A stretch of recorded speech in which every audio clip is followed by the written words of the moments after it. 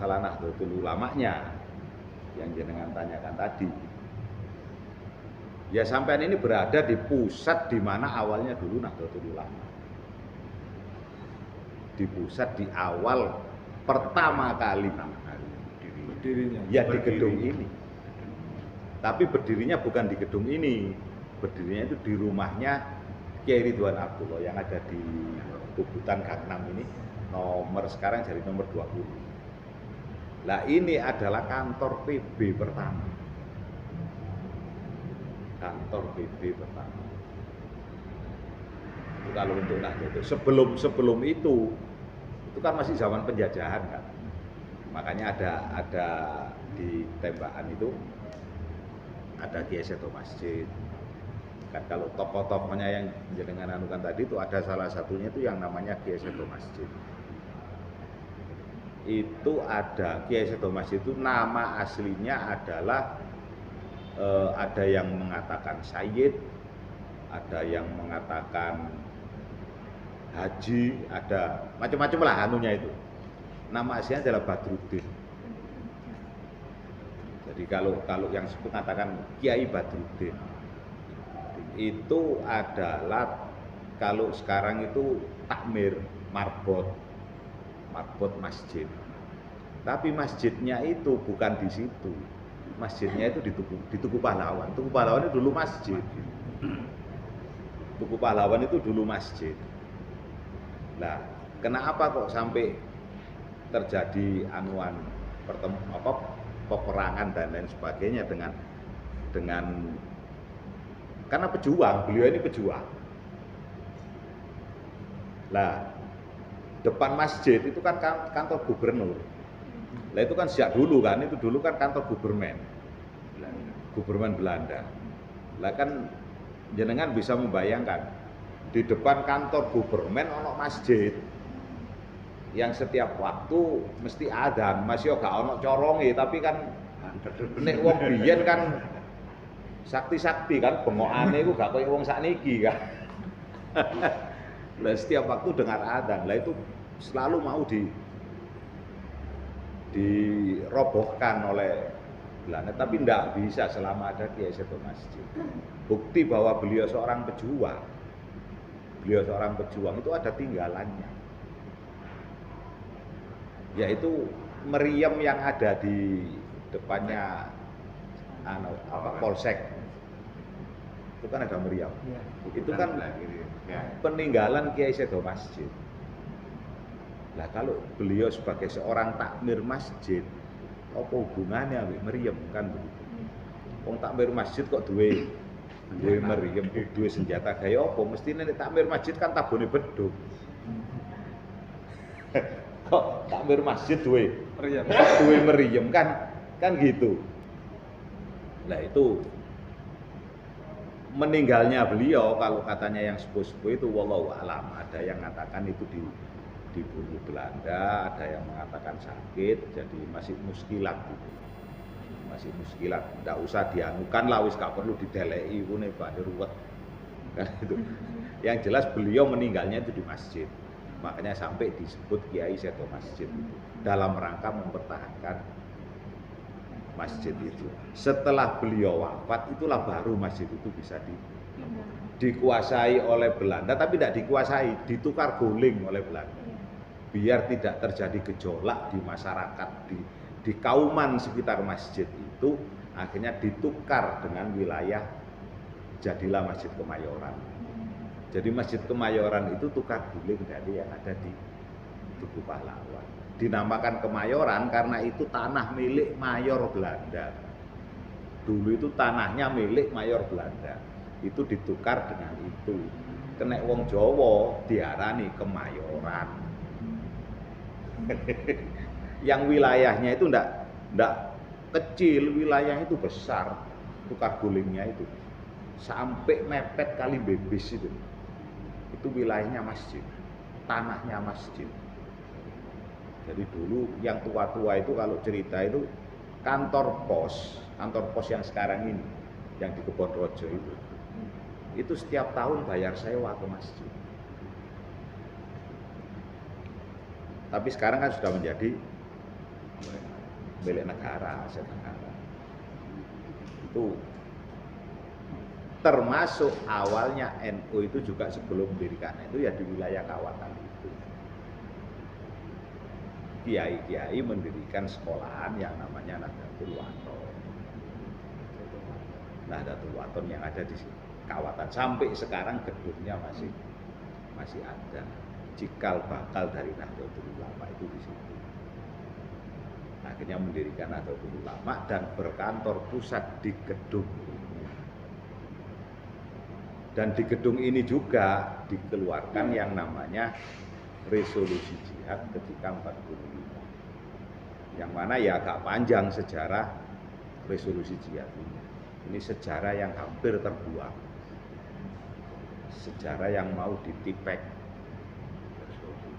Jadi seolah-olah umat Islam ini tidak pernah berjasa tentang kemerdekaan. Padahal waktu itu ABRI masih belum ada. Belum ada, yang ada Laskar. TNI masih belum ada. Yang ada Laskar.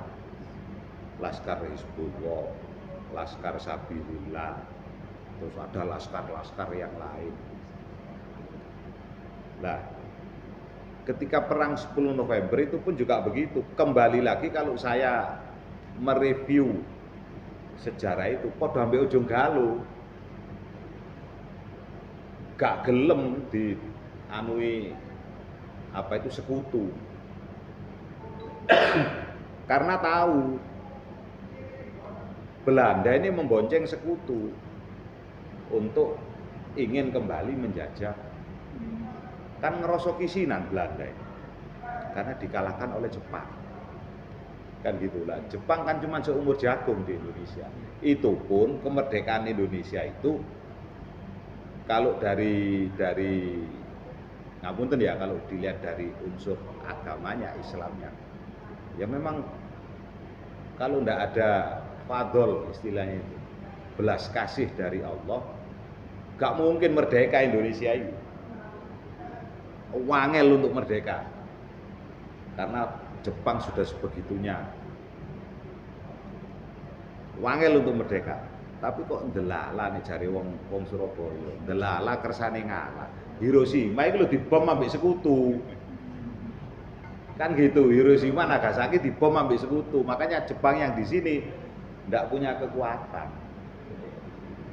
Akhirnya takluk menyerahkan ke lah iki londo gak gelem. Enak men. Kari ngono tok dibalekno nang Indonesia. Nganu sekutu. Akhirnya sekutu dengan dalih pelucutan senjata untuk sekutu jadi polisinya dunia lah wis. Mengawal pelucutan, tapi mengawal pelucutan senjata itu di belakangnya ada Belanda. Ini yang kiai-kiai paham, kiai-kiai tahu. Bahkan yang namanya perjanjian gencatan senjata itu kan sudah ditandatangani oleh Soekarno untuk damai. Tapi ulama-ulama tidak mau. Ketika dikumpulkan oleh Soekarno, yang itu sekarang menjadi apa itu kok bukan Koramil, ngemplak itu Mbak Lurah. Apa? Oh Pak, Garnisun. Sekarang menjadi Garnisun. Itu dulu yang perwakilan dari laskar-laskar dan yang akhirnya jadi tentara, penggede-penggedenya dikumpulkan Soekarno di situ, termasuk tokoh-tokoh masyarakat dan ulama. Ketika dikumpulkan di situ, Soekarno pidato nyampaikan, sudahlah kita damai saja, kita gencatan senjata, dan itu sudah ditandatangani oleh Soekarno. Menyatakan diikuti oleh sekutu juga. Itu Soekarno anu kan begitu, damai lah wis. Kita sudah terlalu banyak mengeluarkan dan korban juga terlalu banyak. Ya sebagian semuanya sudah mau, cuman yang perwakilan dari tokoh masyarakat ini bukan salah satu ulama itu ikut di salah satu kiai ikut diundang di situ. Itu yang memberikan statement. Beliau interupsi, berdiri, langsung berbicara, kalau sampean sudah tidak bisa mempertahankan kemerdekaan, saya atas nama ulama dan masyarakat Surabaya Selatan akan mempertahankan sampai tetes darah penghabisan. Tidak mau menerima itu namanya gencatan senjata. Itu akhirnya kembali Kiai itu tadi ke sini rapat sesegera mungkin Kiai Hasyim untuk mengeluarkan fatwa jihad. Padahal sebelumnya kan Soekarno sudah sering ke Kiai Hasyim untuk minta, tapi Mbah Hasyim kan tidak mau mengeluarkan fatwa jihad itu. Sampai Bung Tomo pun juga ke Kiai Hasyim belum mau. Tapi setelah ulama-ulama ini berkumpul di sini, utusan akhirnya ke sana meminta Mbah Hasyim untuk segera mengeluarkan, Kiai Hasyim untuk segera mengeluarkan fatwa jihad. Sebab kalau panjenengan tidak mengeluarkan fatwa jihad, worong awak dhewe gak sida merdeka. Itu argumennya Mbah Hasyim juga kayak begitu. Apa wis wayahe? Kalau bahasa Jawanya gitu, apa wis wayahe aku ngetokke fatwa jihad. Waktu itu yang dikirim, yang diutus sekarang itu Kiai Wahab. Apa wis wayahe aku ngetokke fatwa jihad. Nah, dari situ terlihat jiwa kenegarawanan Kiai Hasyim itu sangat luar biasa. Jadi tidak semudah itu. Ge aku kok ning ngetokke fatwa jihad, apa sing dienggo perangan?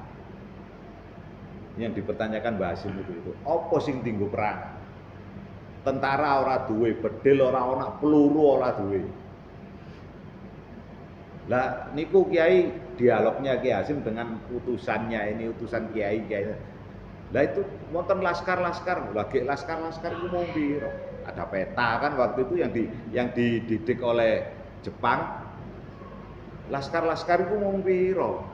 Lah nek padha rakyat dijak perang tapi orang ngerti urusane perang, kuwi haram. Padha karo bunuh diri. Jadi Mbah Hasyim tidak mau mengorbankan rakyat yang tidak paham masalah peperangan.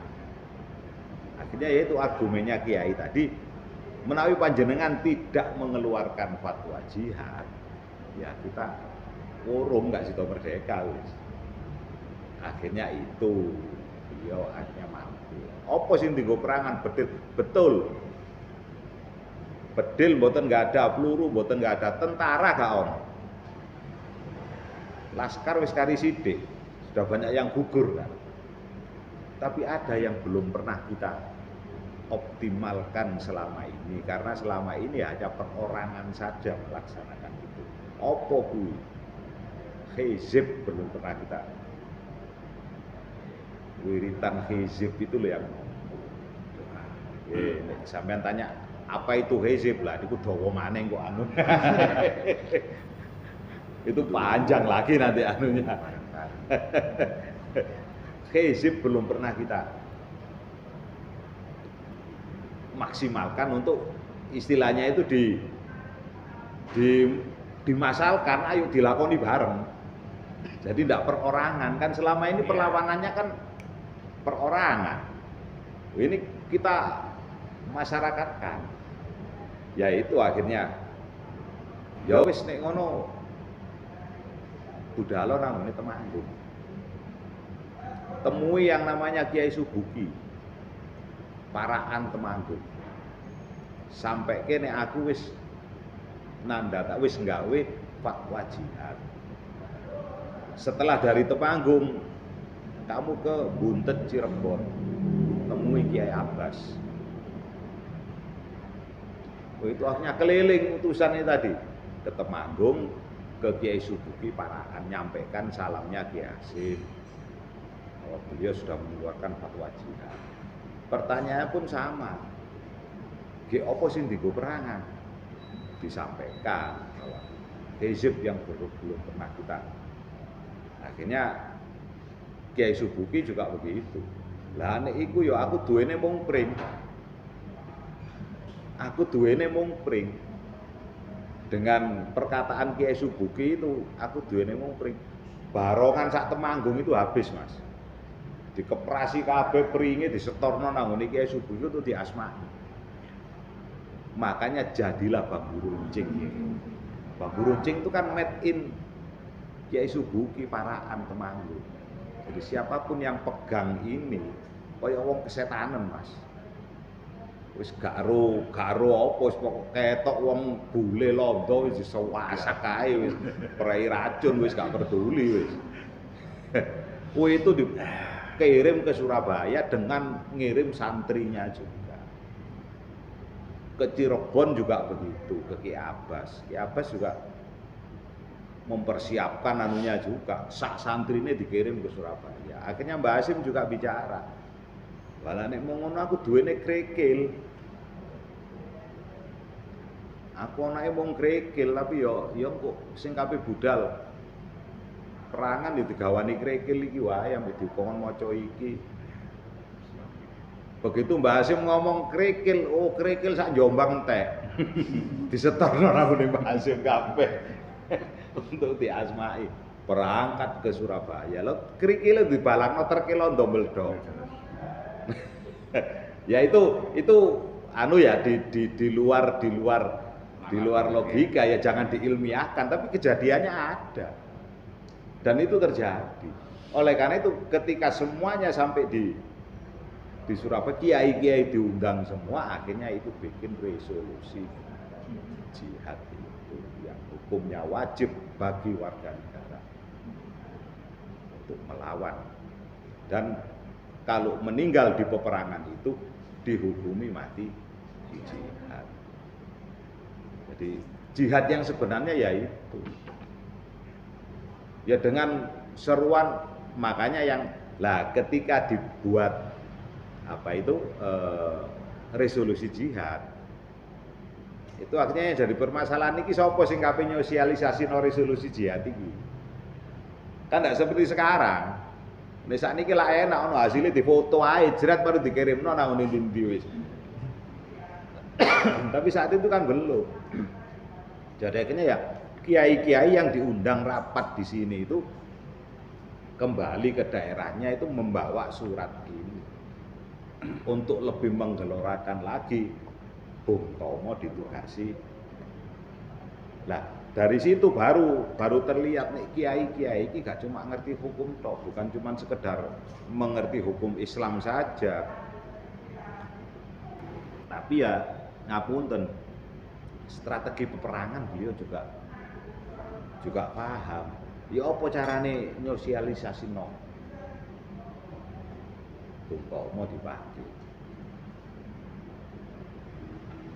Iso maca iki, waca niki, wani maca iki.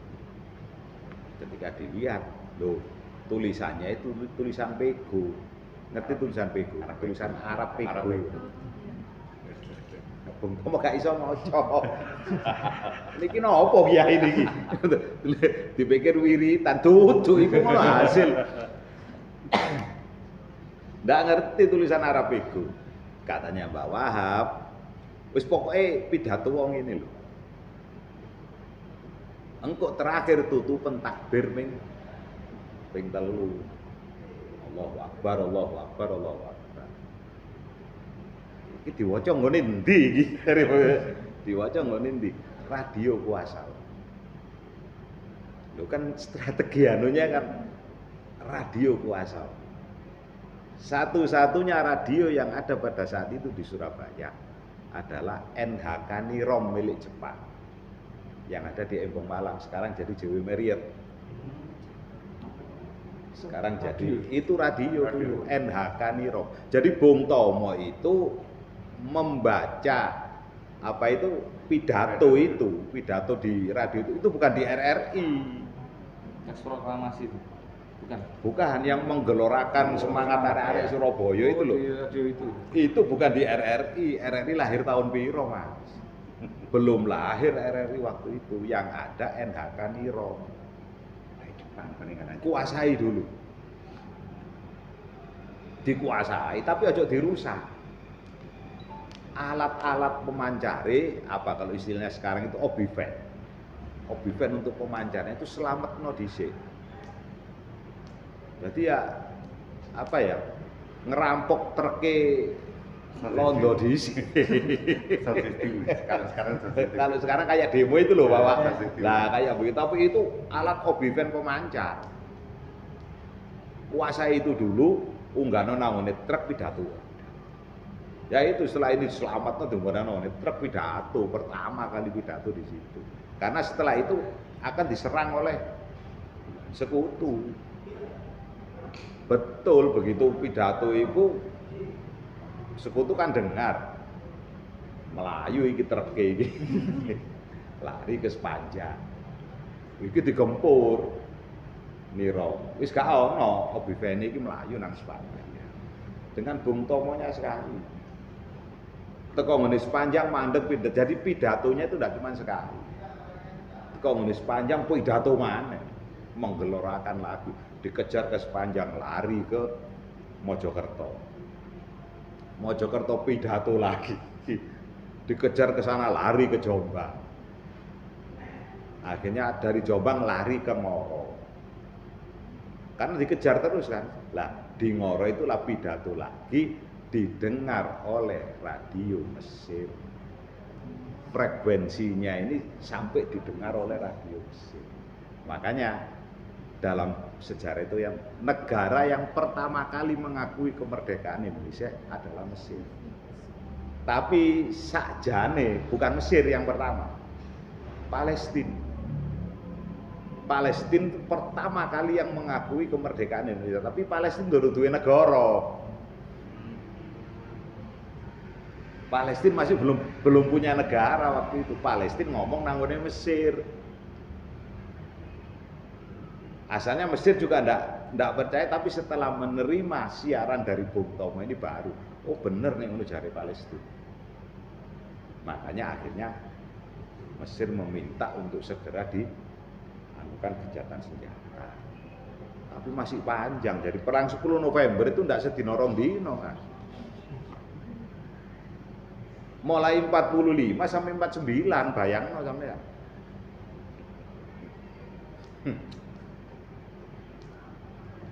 Yaitu dengan komando dari para kiai, dan semua kiai turun, gak cuma merentak tok budalo perang tapi rokokan gone omah. Enggak, turun juga. Santrinya jadi Surabaya pada saat itu di wilayah sini, di wilayah alun-alun Controng ini, khususnya Tugu Pahlawan dan Puputan, ini ring satu peperangan. Termasuk kan depan ini enggak, ring satu peperangan. Kalau cerita dari jadi yang pada saat itu di kampung-kampung sekitar sini itu yang orang tua, perempuan dan anak-anak sudah diungsikan semua sudah. Ada sebagian yang ke Jombang, mencar pokoknya, ada yang ke Batu, ada yang ke Kediri, diungsikan semua. Kecuali sing sik nom-nom. Terus perjanjian ketika mengungsi rumahnya tidak boleh dikunci. Untuk apa? Turunnya pejuang-pejuang iki mau. Turunnya pejuang-pejuang ini mau. Gitu kan, dapat kiriman ribuan santri di Surabaya pada saat dari Malang, dari Jogja, dari Magelang, dari Semarang. Ya karena fatwa jihad, karena resolusi jihad itu tadi. Bahkan sampai ada dari Bali yang notabene Hindu. Ngirim pasukan yang dipimpin I Gede Cokorda, siapa gitu. Ngirim. Nah, pimpinannya I Gede Cokorda sendiri wafat ketika pertempuran itu. Di Surabaya kan gitu. Jadi pada saat itu udah ada strategi. Jadi seumpama kan akhir-akhir itu kan banyak kan dianukan pertempuran Surabaya mau dibawa ke Mahkamah Internasional kan itu kan, tapi tidak bisa. Long pertempuran Surabaya ini ketika 10 November itu duduk perang. Itu tawuran. Loh iya. Nganggo senjata. Itu tawuran itu bukan perang. Nek perang ono strategine, jam sakmene nyerang jam. Enggak, iki ketemu ngene pasar. Lho kok ketok rame-rame lho, kape nang direk. Ayo melu nang ngene kono lho, Tugu Pahlawan belum Tugu Pahlawan, apa itu kalau dulu itu statement atau apa gitu loh. Gedungnya itu. Nang ngene kono lho, ya wis ayo melu wis jadi. Sudah ndak ada anuan. Wis Joko sak kecekelin nemu cikrak, nggawa cikrak nemu. itu yang jadi ndak ada yang punya, yang ada kan Laskar, Peta, terus Hizbullah sama Sabilillah. Iki sing diajari perang manjane. Tapi ketika masuk di arena buyar, karena Hizbullah sama Sabilillah iki gak duwe senjata. Wonge akeh, senjatane gak ono. Tapi yang Peta wonge titik, senjatane wah ketinggalane. Jadi begitu masuk di medan pertempuran, sing Hizbullah sing sampe akeh melayu nang ngene Peta, Pak. Sing penting oleh senjata. Lah, oleh senjata itu pun ya lucu akhirnya kalau ceritanya yang tua-tua dulu. Diseni peluru gak dikokang. Yo kesuwen sing jenenge Londone wis nggone ngarep iki gak metu-metu akhirnya keperuan. Yang punyanya Jepang juga begitu kan ada bayonetnya.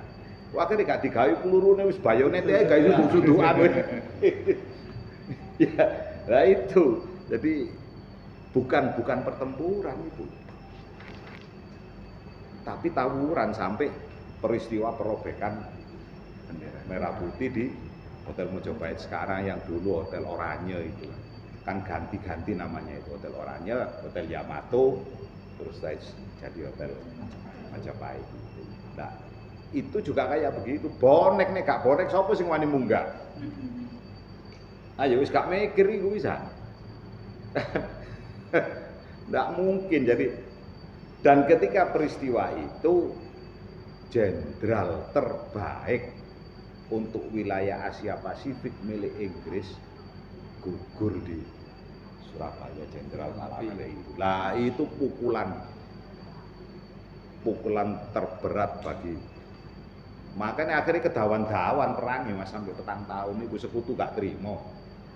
Dan dalam sejarah peperangan Perang Dunia Kedua pada saat itu gak ono ceritanya jenderal mati ngene perang itu gak ono. Ono ya ngene Surabaya. Jenderale mati ngene perang. Jadi itu luar biasa sejarah Surabaya. Sekutu gak terima, akhirnya nekakno pasukane sak pirang-pirang tambah. Tapi ya tetap nggak bisa nganupan Surabaya dengan semangat arek Surabaya yang di backup penuh oleh para ulama dan kiai itu. Jadi ya kalau ceritanya yang tua-tua dulu itu ya lucu, ada yang namanya orang Madura itu siapa sih, siapa gitu loh. Itu wilayah Kapasan situ. Itu wilayah merah Kapasan itu. Sekutu enggak berani masuk. Dia dengan anggotanya itu ada sekitar 60 orang. Mat Soleh atau siapa gitu lah. Itu cuma 60 orang. Tapi ini pasukan khusus ngerampok terke. Iya. Jadi kalau itu masuk di wilayah situ habis sudah. Tapi yang ngono marinya brurut ilang bles mlebu kampung. Gak ono sing ngecekel. Ya itu yang anu sama Bung Tomo itu. Sampai dianukan Bung Tomo sebagai pimpinan upacara ketika di Tugu Pahlawan itu sudah apa itu posisi apa ya, mulai goyah lah yang namanya sekutu Inggris itu sudah dikuasai oleh anak Surabaya. Memimpin upacara yang ngono pancen gak tahu upacara, Pak. Jane sekirane rada pantes diseragamno ya sisane klambi-klambine Jepang iku dijukuki kabeh. Dadi pimpinan upacara kudu gawe sepatu. Terus inspeksi barisan melencet kabeh sikile. Oh nggak tahu sepatu. Atau sepatu itu kan sepatu las yang tinggi itu. Bareng-bareng mimpin ucara dibuat sepatu nih, opo gak ngini-ngini yang gak tae-taean jadi perang lah apa ting ngini-ngini. Nah, ngeripeti tapi. Iya itu Surabaya. Jadi bukan perang yang kayak apa lah. Yang perlu dianu lagi, ya kembali lagi. Nek gak ono pitulunge pangeran. Gak mungkin gini Surabaya bisa mengalahkan Sekutu. Karena Sekutu punya pasukan elit yang luar biasa. Sak donya lo gak tahu kalah. Inggris itu kan negaranya kecil, tapi satu-satunya negara yang tidak pernah dijajah oleh negara lain kan Inggris.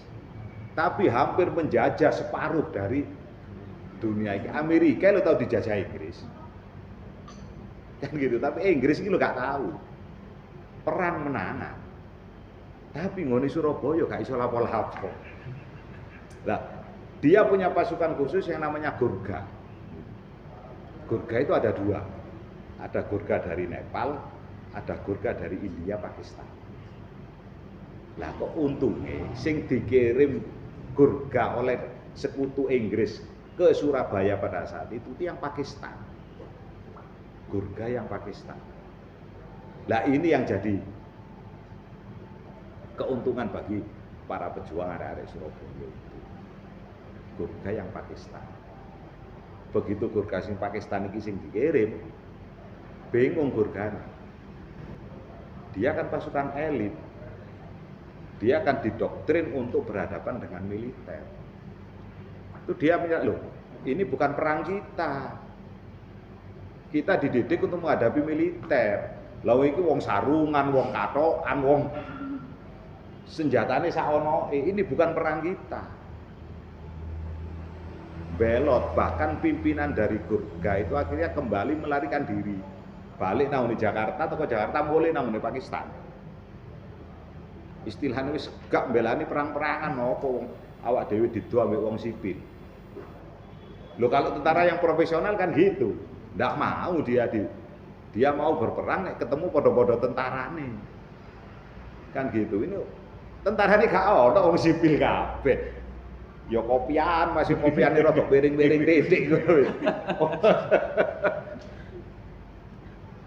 Lah itu pulang pimpinannya ke siapa pimpinannya itu? Ziaul Haq. Yang akhirnya jadi presiden Pakistan. Ziaul Haq itu dulu pimpinan Gurkha. Makanya waktu dia jadi presiden kunjungan ke cerita dia, saya dulu sebagai pimpinan Gurkha yang datang ke Surabaya, diturunkan di Tanjung Perak. Tapi saya melarikan diri, kembali ke Jakarta dan pulang.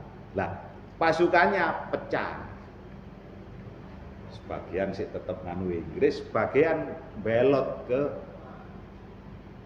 pejuang arek Surabaya. Inilah yang akhirnya memberi strategi pelajaran kepada caranya perang ini, caranya nggak senjata itu ngene.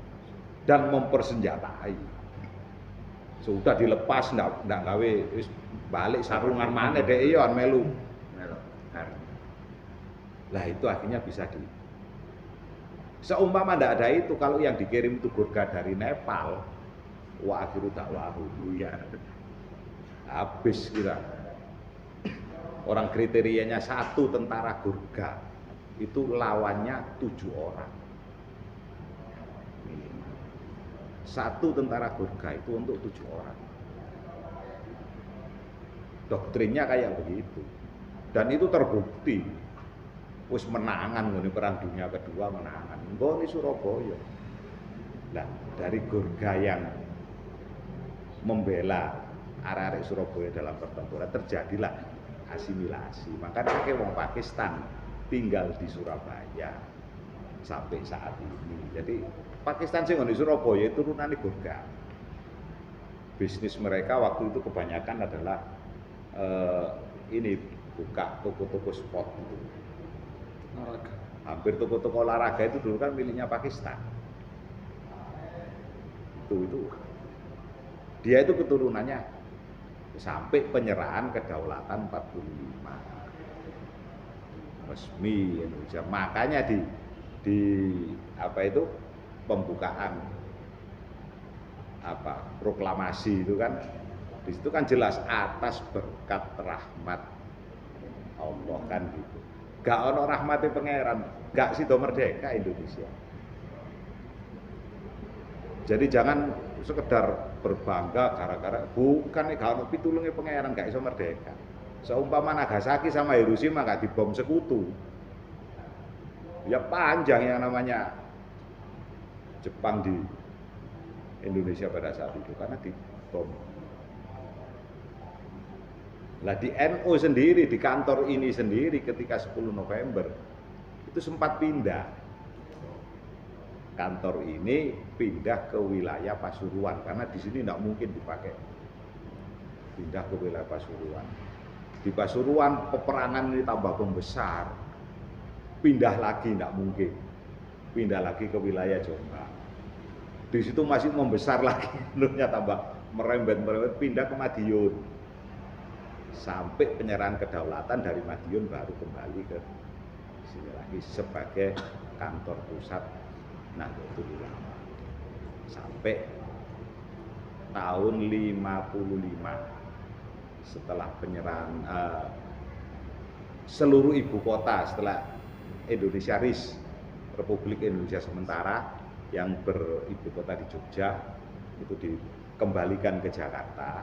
Seluruh organisasi harus berkantor pusat di Jakarta, pindah sini dipakai kantor cabang sampai sekarang dan museum.